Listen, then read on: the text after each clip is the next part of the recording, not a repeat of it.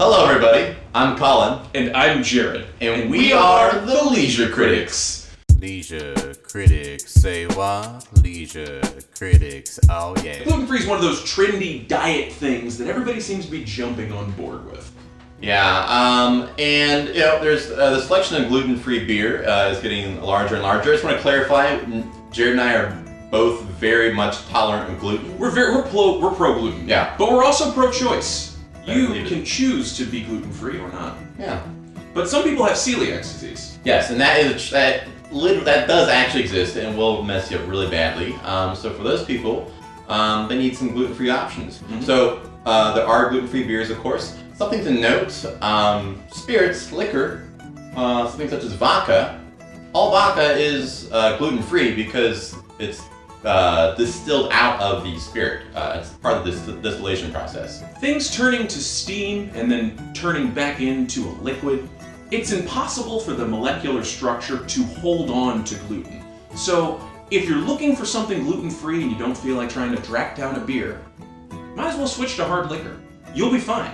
Yeah, you'll be just fine. And there's no reason to specifically go after potato vodka as opposed to anything made of wheat or anything. You're wasting your time. However, with beer, it's a lot more difficult because grain is a very deeply rooted core part of beer. Beer was originally made just because they were storing grain in pots. There was a heavy rainstorm, and the heavy rain got into the pot, and the pot just kind of sat there for a little while. And they went back to the pot, cracked it open, and was like, oh, there's this weird liquid inside. It had fermented and turned into beer. Beer is responsible for the first real agriculture that the human race endeavored toward. They believe, that beer started civilization because we liked beer so much we decided to stop roaming around and we just let's make a city and some farms. Thank you, Assyria. Thank you so much. But unfortunately, some of our population has grown intolerant or contracted celiac disease, which makes them completely incapable of processing this gluten. It gives them a wicked bad stomachache. So, when those people still want to imbibe and enjoy a nice brewski, there are several options to choose from. We've got 4 of them today. Number 1 is New Geist from Milwaukee, Wisconsin. This is gluten-free beer. It's made with rice and sorghum. I apologize if I'm pronouncing that incorrectly, but sorghum is a grass. It's native to Australia. Next up we have Red Bridge.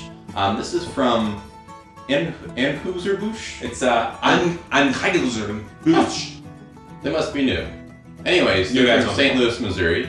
It's called Red Bridge. This is also made with sorghum beer, or sorghum grass, made it into beer. We'll go to that one and try here shortly. Next up, another local, much like the New Geist.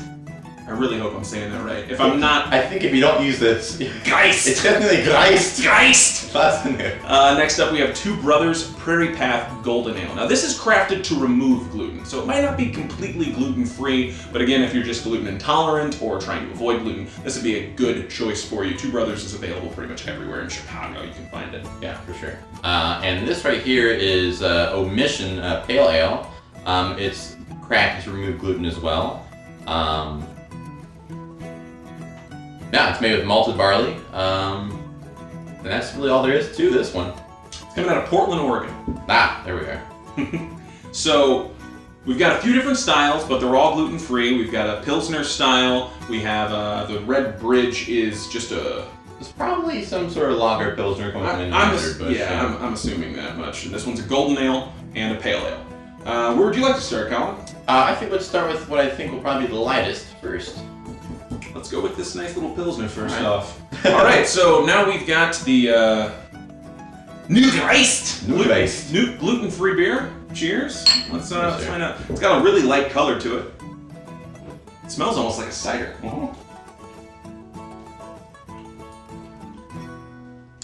It drinks like a cider as well. That's really smooth, light, a little sweet. Yeah, I think it's probably the sorghum. You mentioned earlier sorghum is apparently a sugar grass. So this definitely has a profile much more similar to an cider or something like that. I mean, definitely the color, the aroma, and the flavor itself is sweeter than I would say a regular beer is. But it does have a hint of bitterness toward the finish. Yeah. It's really pleasant. That's very nice. Yeah. I would not say that this is a Pilsner, though.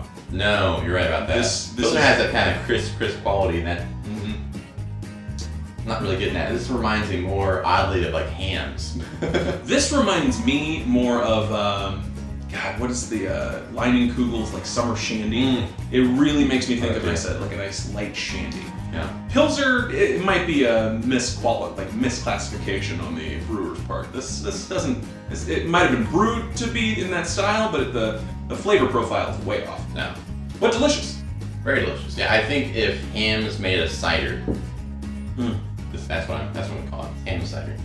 Next up, we have the Red Bridge Gluten Free Sorghum Beer by Anheuser-Busch.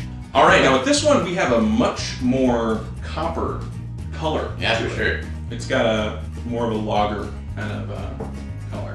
Cheers. Much more like what a beer would be. You have anything on those? It's I'm getting something. I don't know what it is though.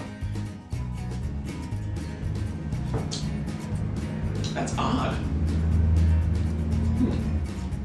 That is odd. Again, with the sorghum, you're getting a little bit more of a sweetness to it. But it's not nearly as sweet as this Pilsner from Lugeist.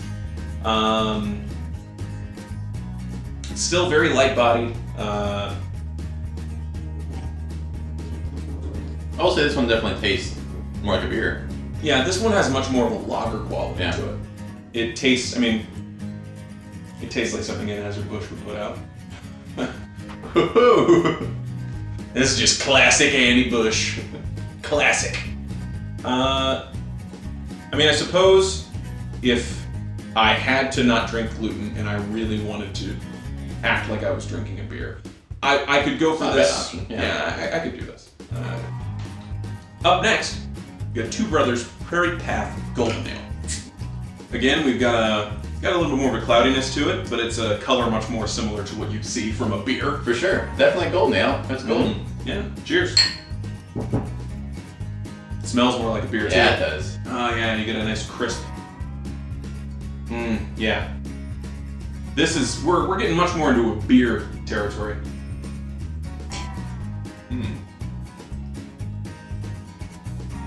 It's got a little bit of bitterness to it as well. You definitely taste hops. It's got a hoppy finish. It's got a higher IBU than I think all the other ones. Which, yeah, this one's 25. ABV is 5.1. This is much more. I'm typically not the biggest fan of Two Brothers, but do you feel like this one is more in the realm of beer than the previous two?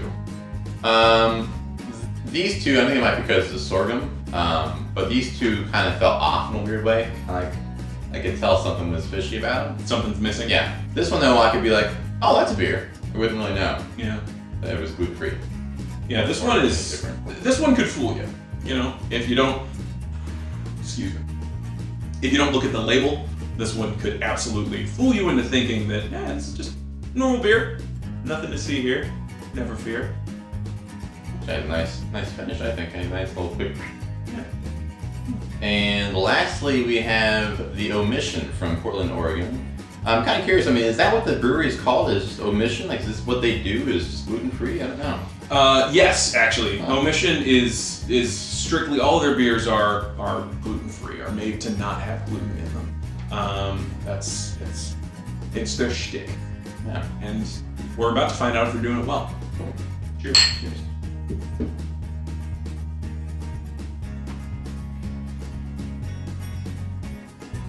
That's actually very nice. Yeah.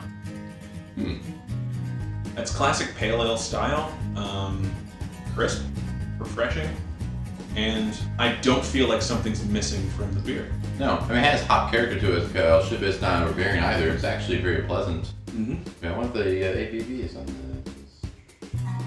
I don't know about you, but I've been avoiding trying Omission just because I thought it was so gimmicky. Oh, a brewery that's only making beer, for Yeah. gluten-free people. But I guess if you dedicate yourself to that exclusively, I mean, you know, you get a 5.8% pale ale. That's pretty tasty. Definitely. It's shown in their craft that they're dedicating their time to actually brewing a good beer without gluten. Yeah. As gimmicky as it might seem to someone who doesn't care about whether or not there's gluten in there, they're doing it quite well. They're doing their job.